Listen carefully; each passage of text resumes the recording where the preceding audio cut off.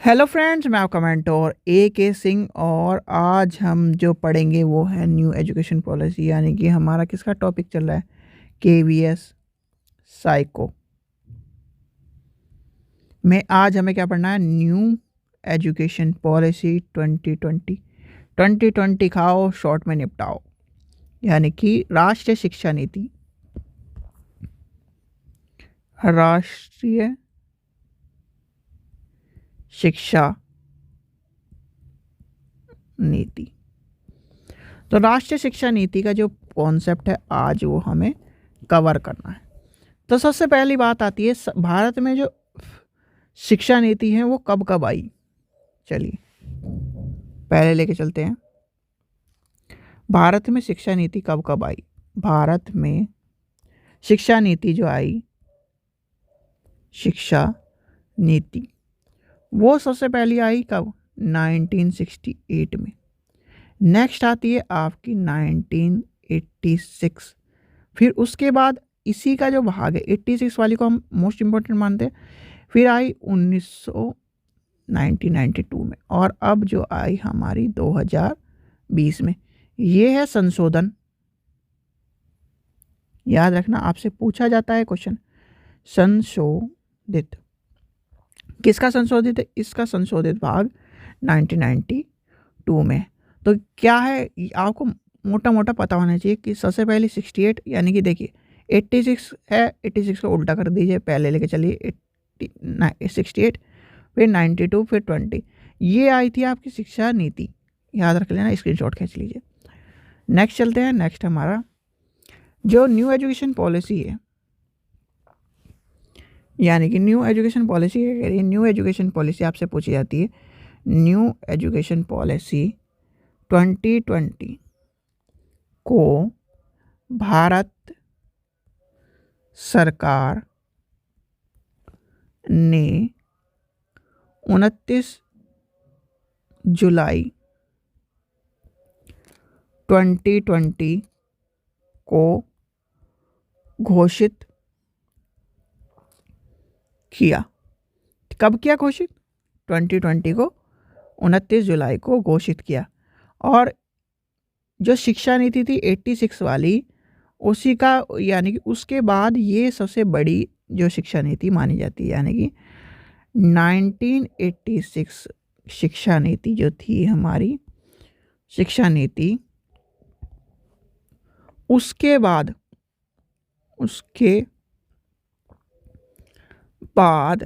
शिक्षा के क्षेत्र में परिवर्तन का कार्य करती है। इसमें आपको पूरा समझ में आ जाएगा, चाहे आपका कहीं से भी क्वेश्चन आए फिर न्यू एजुकेशन पॉलिसी में।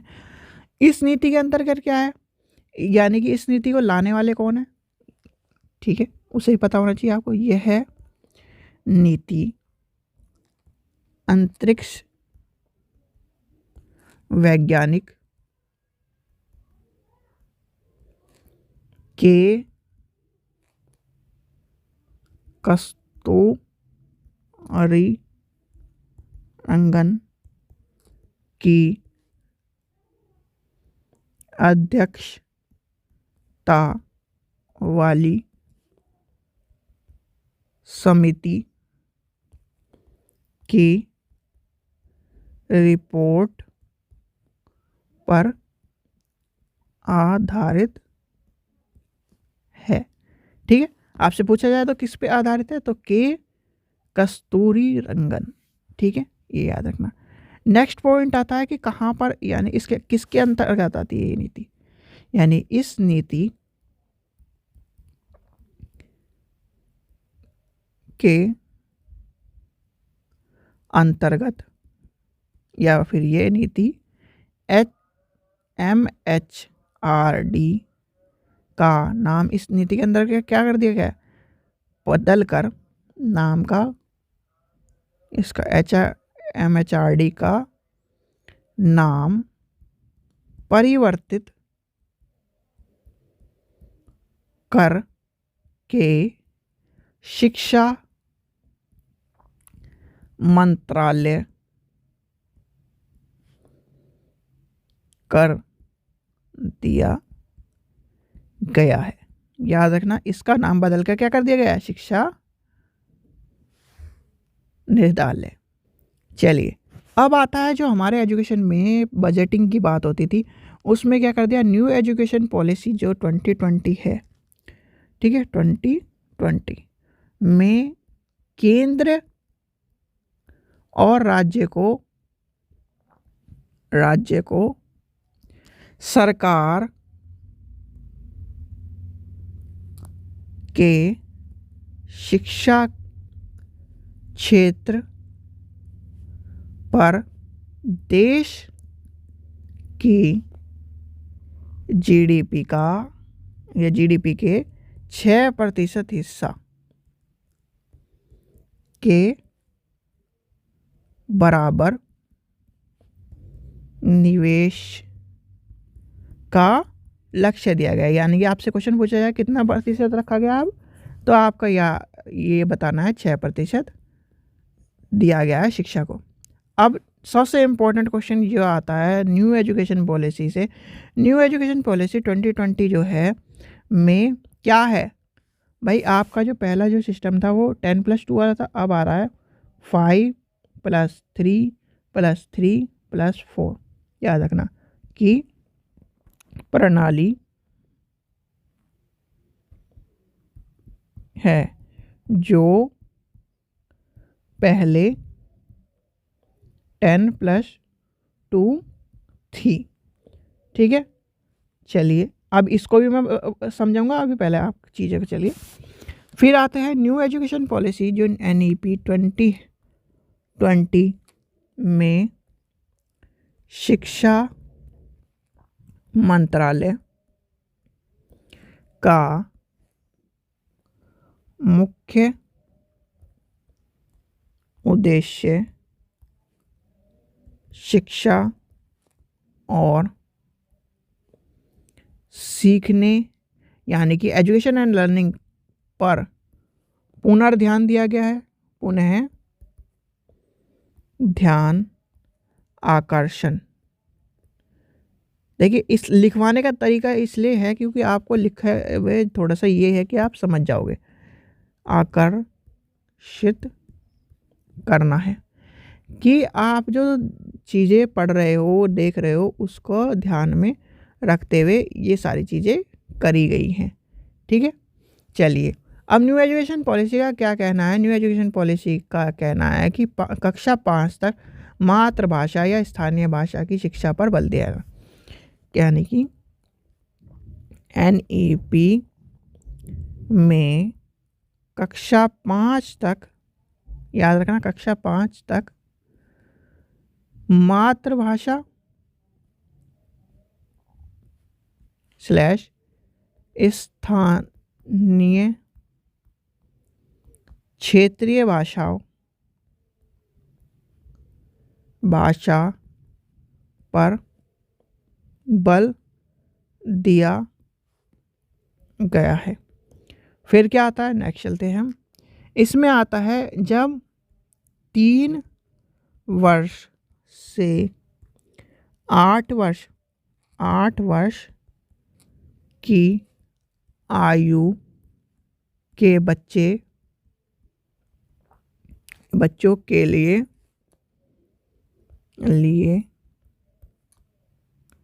एजुकेशनल कोर्स को 2 समूहों में विभाजन किया गया है। अब 2 कौन कौन से हैं वो आपने सुना होगा। एक तो है 3 से 6, फिर आता है 6 से 8। 3 से 6 वाला जो है, यानी 3 से 6 वर्ष जो है कि आयु के बच्चों के लिए प्री स्कूल या बाल वाटिका, आंगनवाड़ी के माध्यम से मुक्त या मुफ्त, सुरक्षित और गुणवत्तापूर्ण प्रारंभिक क्या दिया जाए, बाल्य व्यवस्था शिक्षा और देखभाल की उपलब्धता करे। तो ये है 6 से यानी कि 3 से 6 वर्ष का। अब आता है आपका 6 वर्ष से यानी कि 6 से 8 का। 6 वर्ष से 8 वर्ष कहाँ पहुँच जाएगा बच्चा, पहली और दूसरी क्लास में। तो 6 वर्ष से 8 वर्ष तक के बच्चों को प्राथमिक विद्यालय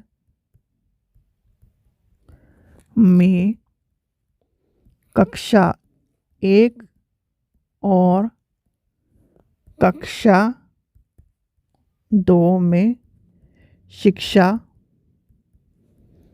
प्रदान की जाएगी। और जाएगी क्या, यहाँ पर नो बुक, याद रखना नो बुक पॉलिसी है।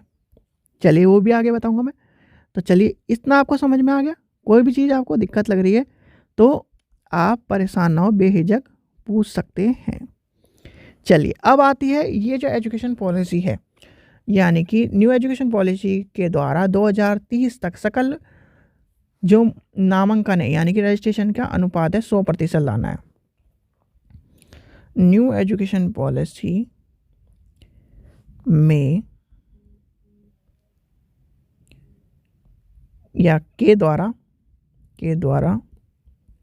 2030 तक सकल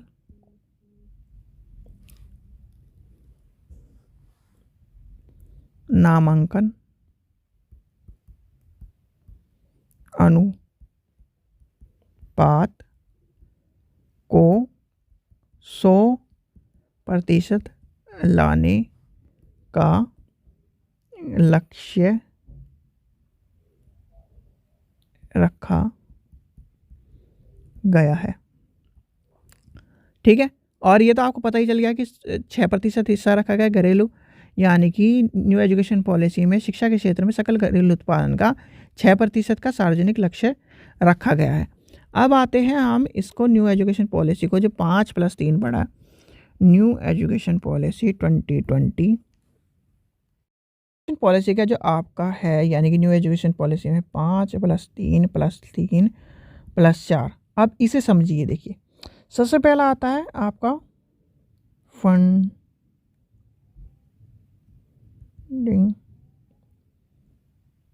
फाउंडेशन, यानी कि एक तरह से FOU। ठीक है, 5 वर्ष वाला, यानी कि ये वाला 5 वर्ष वाला पढ़े। तो इसमें क्या है, पहले है 3 ईयर, दूसरे हैं 5 में 2 और 5 होते 5। तो ये है प्री स्कूल, ये क्या है 1 और 2 स्कूल। ठीक है, अब इसमें क्या होगा, इसमें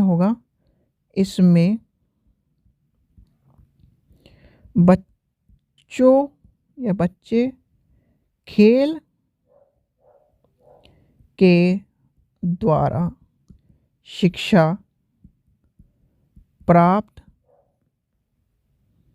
करेगा। इस समय बच्चों को कोई भी परीक्षा नहीं देनी पड़ेगी। यानी कि इनका क्या कहना है, न्यू एजुकेशन पॉलिसी में जब छोटा बच्चा रहेगा 3 वर्ष से एडमिशन करा दिया, प्री स्कूल में चला गया, 2 वर्ष के में क्या है, पहली और दूसरी क्लास में चला गया, तो उसको क्या करना है, कोई भी परीक्षा नहीं देनी और बच्चे को खेल के माध्यम से समझाया जाएगा, जैसे किंडरगार्टन वाले स्कूलों में सिखाया जाता है। फिर आते हैं हमारे जो क्या है 3 वर्ष का, यानी कि सेकेंड टाइम चलते हैं प्री स्टेज। याद रखना, स्टेजों के नाम भी याद रख लेना। ये है 3 वर्ष और इसमें होगा आपका एग्ज़ाम, यानी कि ये है एग्ज़ाम वाली। ठीक है, सबसे पहला क्या आएगा, क्लास कौन कौन सी आएंगी, 3, 4 और 5। किस पर जोर दिया गया है, एक्टिविटी पर, एक्टिविटी प्लस स्टडी। इसमें क्या है, आपको अभी बताया था, लैंग्वेज कौन सी है, मदर टंग, स्थानीय भाषा, नेशनल लैंग्वेज, लैंग्वेज है इसमें मदर, नेशनल, ठीक है, जो स्थानीय भाषा। अब इसका क्या कहना है, इसका ये कहना है इसमें बच्चों को मातृभाषा, क्षेत्रीय भाषा व स्थानीय भाषा में शिक्षा दी जाएगी। यानी कि इसका क्या कहना है कि मातृभाषा और शिक्षा के क्षेत्र में इस पर क्या होगा, इसमें क्या होगा, शिक्षा देने का ज़्यादा जोर होगा, यानी कि भाषा के स्तर में, यानी कि मातृभाषा में शिक्षा का स्तर ज़्यादा होगा। चलिए नेक्स्ट चलते हैं हम। नेक्स्ट कौन सी स्टेज है हमारी, फिर आ जाएगा, आपको अभी बताया था 5 + 3 + 3 और आखिरी में क्या है 4। अब 3 कौन सा है, नेक्स्ट स्टेज है मिड स्टेज, तीसरी है मिडल स्टेज। अब मिडिल स्टेज में क्या है, 3 वर्ष, 3 वर्ष में कौन कौन से हैं, 6ठी, 7वीं, 8वीं क्लास। अब इसमें क्या आएगा, कंप्यूटर कोडिंग भी सिखाई जाएगी, यानी बच्चे को कंप्यूटर के बारे में भी सिखाया जाएगा। वोकेशनल एजुकेशन, वोकेशनल, फिर क्या आएगा, मैथ्स, फिर क्या आएगा, साइंस, फिर क्या आएगा, आर्ट्स। इसमें ये आएगा और इसमें ये सब होंगे इंडियन लैंग्वेज में। इंडियन लैंग्वेज कितनी है, 22 इंडियन लैंग्वेज है, तो उसमें 22 के 22 में सिखाया जाएगा। इसका क्या है, इसमें वोकेशनल एजुकेशन, यानी कि वोकेशनल एजुकेशन पर ज़्यादा जोर दिया जाएगा, मार्क्स पर, यानी जिससे वोकेशनल एजुकेशन, जैसे इसमें लिख देते हैं हम, इसमें एक वोकेशनल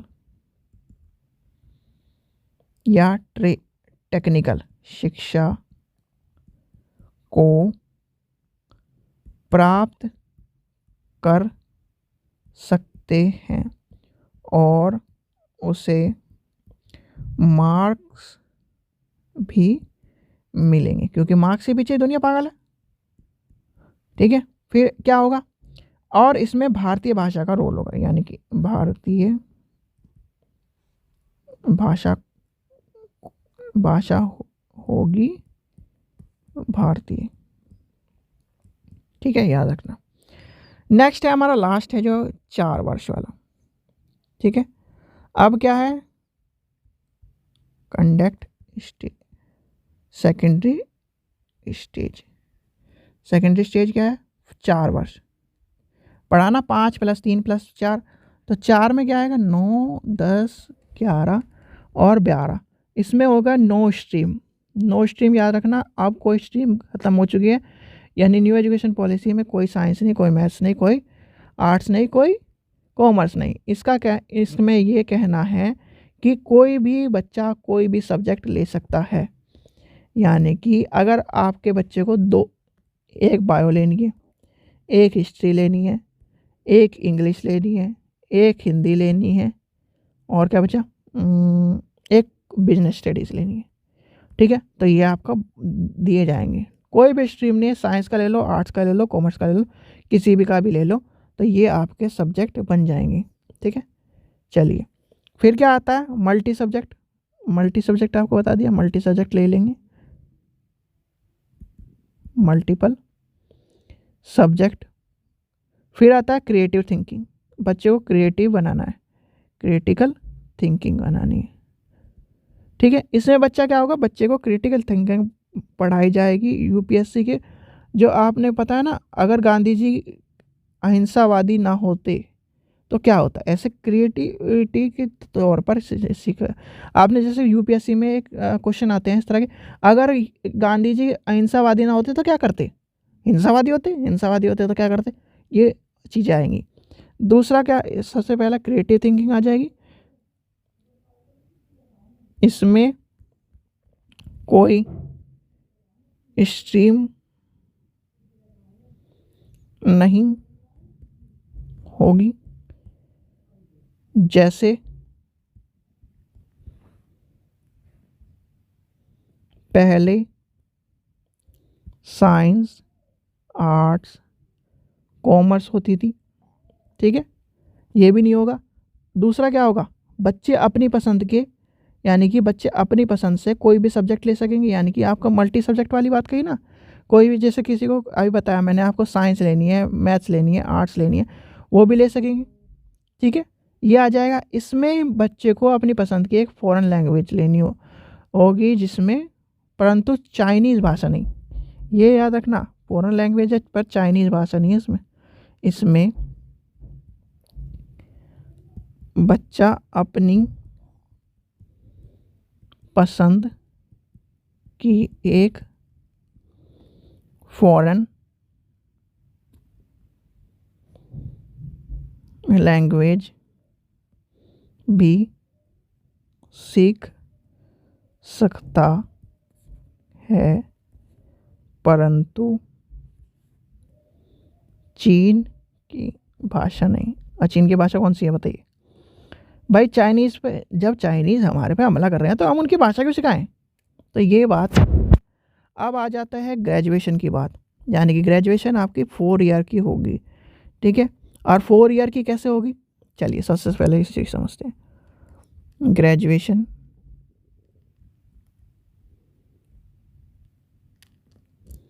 4 ईयर, पहले ईयर में क्या होगा, सर्टिफिकेट।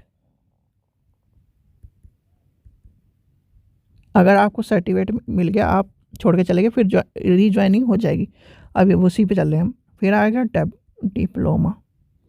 फिर तीसरे में क्या आएगा, डिग्री, जो आपको नॉर्मली मिलती है। और चौथे में क्या आएगा, 4 ईयर में रिसर्च। तो ये कॉन्सेप्ट है। तो भाई पहला, यानी कि इसमें और क्या चीज़ है, इसमें री एंट्री कर सकते हैं। मान लीजिए आपने डिप्लोमा किया, ठीक है, और डिप्लोमा करके छोड़ दिया, ठीक है, डिप्लोमा कर छोड़ दिया, मतलब 2 साल का डिप्लोमा करा और छोड़ दिया, आप काम करने लगे, कुछ भी हो जाए, आपके पास पैसे रही है कुछ, आपने 5-6 साल बाद फिर एडमिशन ले लिया, 1 साल किया, डिग्री ले ली। मतलब ये है कि आपके ये जो +1 +2 पहला साल दूसरा साल करके आपने छोड़ दिया, फिर जब 5 साल बाद आएंगे तीसरे साल के लिए, ये इसमें ऐड हो जाएगा, फिर आपको इसको मिला के एक डिग्री मिल जाएगी। फिर आपका दिल करा, फिर आपको चौथा साल भी जोड़ दिया, फिर इसको मिला के क्या बन गया, रिसर्च बन गई। ये है इसका कॉन्सेप्ट। ऐसे ही आपका पोस्ट ग्रेजुएशन में, यानी कि पोस्ट ग्रेजुएशन में क्या, एमफिल तो ख़त्म ही कर दी, आपको सबको पता ही होगा एमफिल ख़त्म हो चुकी है। अब ऐसा आएगा पोस्ट ग्रेजुएशन में 1/2 ईयर की, जिसने क्या नाम 4 साल की, इसमें जिसने 4 साल की 4 ईयर की क्या करी है, ग्रेजुएशन, उसके लिए की होगी, उसे 1 साल की पीजी करनी पड़ेगी, ठीक है। और जिसने 3 साल की करी है या फिर जिसने 3 साल की करी है उसे क्या होगा, उसे 2 साल की करनी पड़ेगी। यानी कि जो आज 2 साल की हम करते हैं, 2 साल के बाद हम 2 साल की 3 साल की करते हैं, 3 साल के बाद 2 साल की पीजी मिलती है कि नहीं मिलती, वही कॉन्सेप्ट है। यानी कि और जिसने 2 ईयर की ग्रेजुएशन की है उसे 2 ईयर की पीजी करनी पड़ेगी, ठीक है। एमफिल को ख़त्म कर दिया है, पीएचडी होगी, ठीक है। ये आपको समझ में आ गया, दोबारा देखिए क्योंकि ये क्वेश्चन आने वाले हैं। चलिए अब आते हैं पॉजिटिव इम्पैक्ट, ठीक है। पॉजिटिव इम्पैक्ट क्या है, इसमें एक चीज़ आएगा कि 4 वर्ष का जो एजुकेशन प्रोग्राम है वो 4 वर्ष के हो जाएंगे। अब लेके चलते हैं पॉजिटिव बातें। सबसे पहले तो आपका जीडीपी का 6% आ जाएगा। फिर क्या आएगा, स्कूल की जो स्कूल फीस एक फिक्स हो जाएगी, चाहे आप किसी भी दुनिया के यानी कि भारत के किसी भी स्कूल में चले जाएं, वहाँ पर एक ही फीस हो जाएगी। वोकेशनल एंड टेक्निकल पर ज़्यादा जोर करके ज़्यादा सिखाने पर जोर दिया गया है। फिर क्या है, मातृ भाषा, क्षेत्रीय और स्थानीय भाषा पर जोर दिया गया है। फिर क्या है, फॉरेन जो यूनिवर्सिटी हैं, जब बच्चे बाहर जाके पढ़ते हैं उनमें से 50 यूनिवर्सिटी, बेस्ट 50 यूनिवर्सिटी को इंडिया में लाने का, यानी इंडिया में शिक्षा देने का कार्य के 50 यूनिवर्सिटी को जोड़ा गया है, ठीक है। और लास्ट है आपका टीचर एजुकेशन कोर्स 4 ईयर का होगा, ठीक है। ये समझ गए आप। अब इसके नेगेटिव क्या है, नेगेटिव थोड़ा सा यही मान के चलते हैं हम। एक तो इंग्लिश का प्रभाव कम हो जाएगा, ठीक है। जो बच्चे इंग्लिश, यानी नेगेटिव में 2-3 ही पॉइंट है नेगेटिव में लेके चलते हैं, तो अगर नेगेटिव पूछा जाए, इंग्लिश का प्रभाव कम होगा। दूसरा, चाइना की भाषा को सीखना चाहिए, जिससे कि चाइना का भी, हमें चाइना क्या बकवास कर रहा है वो भी पता चले। भाई चाइना आजू मौजू करता रहता है, तो उसका पता भी तो होना चाहिए क्या बकवास कर रहा है, अपने देश के बारे में क्या बात कर रहा है। चाइना की भाषा को भी सीखना चाहिए, जिससे चीन क्या सोचता है भारत के बारे में, ये पता चले, ठीक है। तो ये आपको पता होना चाहिए कि भारत के बारे में क्या पता चले। भाई चाइना ने कह दिया कि यहाँ बम गिरा दो, ठीक है, इस तरह के बकवास कर रहा है। अब कोई चाइना इस जानेगा ही नहीं तो कैसे पता चलेगा। तो इसलिए चाइनीज़ भी इम्पोर्टेंट मान के चलते हैं। नेगेटिव तो थोड़ा बहुत लेके चलना एक तरह से नेगेटिव पॉइंट है इसका। कोई भाई सारी चीज़ें अच्छी हैं, बहुत अच्छी एजुकेशन पॉलिसी है। अब जो कास्ट वाली पॉलिसी थी ना कि साइंस वाला बच्चा ये होता है, फलाना होता है, भाई साइंस इतनी तो अब माननी होती है, तो एमटेक करने के बाद क्यों आते हो, क्यों आर्ट्स के फील्ड में आते हो, क्यों फिर हिस्ट्री ज्योग्राफी पढ़ते हो? दम है तो उसी फील्ड में लेके चलो, है कि नहीं? अगर आप मान लीजिए अपने आर्ट्स के फील्ड को छोड़कर या फिर कोई साइंस के फील्ड को छोड़कर किसी और फील्ड में जाता है, अब बहुत सारे बच्चे कहते हैं, उनसे कह दीजिए पीसीएम पढ़ ली उन्होंने, पीसीएम पढ़ ली, ठीक है, पीसीएम पढ़ने के बाद बीएससी पीसीएम से कर ली, ठीक है, अब उन्हें कह दो कि एमएससी मैथ कर ले, एमएससी फिजिक्स कर ले, एमएससी नहीं मैथ्स फिजिक्स तो आसान है, कर लेते हैं बच्चे, केमिस्ट्री या मैथ्स कर ले, कहते हैं हमें आती नहीं, ये तो बीएससी में हमने कर लिया, किसी तरह गिर पढ़ कर पास हो गए। अबे गिर पढ़ के पास हो रहे हो तो तुम साइंस क्यों ले रहे हो? दिखाने के लिए। भाई साइंस 10वीं में सबके अच्छे नंबर आ जाते हैं, मान के चलते हैं, और जो प्राइवेट स्कूल वाले 100 नंबर फ्री में बांटते हैं, क्यों बांटते हैं? क्योंकि उन्हें नाम करना है। उनका जो जो बाहर का जो नज़ारा है, आप कभी देखिए, हमारे स्कूल में 9.9 लाए, फलाना लाए, ढिगड़ा लाए, ये एक क्या है, मार्केट स्ट्रेटजी है, और मार्केट स्ट्रेटजी सोच के बच्चे फंस जाते हैं, और फंसने के बाद जब उनकी ज़िंदगी की बात आती है, यार साइंस समझ में नहीं आ रही, अब मैं किस फील्ड में जाऊँ, अब वो साइंस फील्ड को छोड़ के सोचते हैं कि चलो आर्ट्स ले लेंगे। आर्ट्स, और आर्ट्स में भी बहुत सारे बच्चे इस तरह के अच्छा नहीं कर पाते। आर्ट्स में कौन सा सब्जेक्ट लेते हैं? वो आसान आसान सब्जेक्ट लेते हैं, पॉलिटिकल ले लेते हैं, सोशोलॉजी ले लेते हैं। इस तरह के आसान आसान सब्जेक्ट से अगर पास होके आप साइंस को, आप ये मान लीजिए अपनी जाति को छोड़ के दूसरी की जाति में जा रहे हो, तो क्या आप उस जाति के लायक हो? नहीं हो, बिल्कुल भी नहीं।